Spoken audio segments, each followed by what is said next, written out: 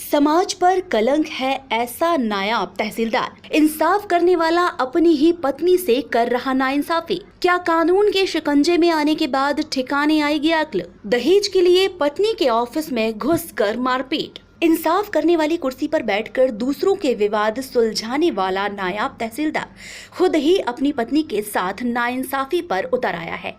दहेज के लिए अपनी पत्नी को पहले तो उसने घर से निकाल दिया, उसके बाद भी जब उसका जी नहीं भरा तो वह अपनी पत्नी के ऑफिस पहुंच गया और ऑफिस में घुसकर सबके सामने अपनी पत्नी के साथ जमकर मारपीट की।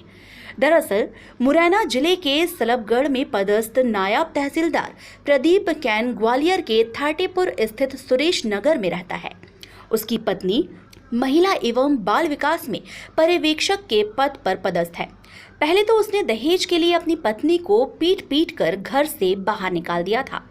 जब पत्नी ने अपने साथ हुए इस अन्याय के खिलाफ आवाज उठाई और थाने में रिपोर्ट दर्ज करा दी तो गुस्से में आकर नायब तहसीलदार प्रदीप कैन नशे की हालत में अपनी पत्नी के कार्यालय पहुंच गया और केस वापस लेने की धमकी देने लगा। पत्नी ने जब केस वापस लेने से इनकार कर दिया तब नायब तहसीलदार प्रदीप जैन ने अपनी पत्नी के साथ न केवल बदसलूकी की बल्कि वह मारपीट तक पर उतर आया।